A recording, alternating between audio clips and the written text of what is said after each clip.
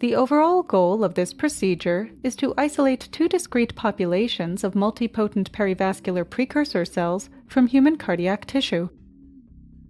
This method may help answer key questions in the field of cardiac regeneration, such as the contribution made to this process by subsets of the perivascular cell population.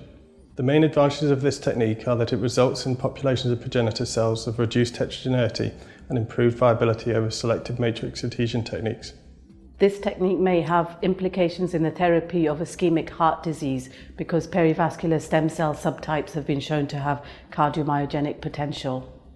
Though this method can provide insight into the role of perivascular cells in cardiac regeneration, it can also be applied to the investigation of other aspects of cardiac disease, such as myocardial fibrosis.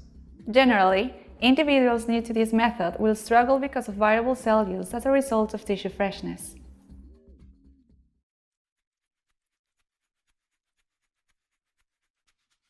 To begin this procedure, after removing the pericardium, major vessels and atria, place the sample in washing medium in a petri dish.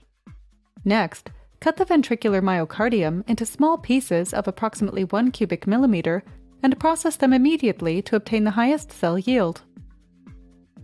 Then, make fresh digestion solution and warm it to 37 degrees Celsius in a water bath.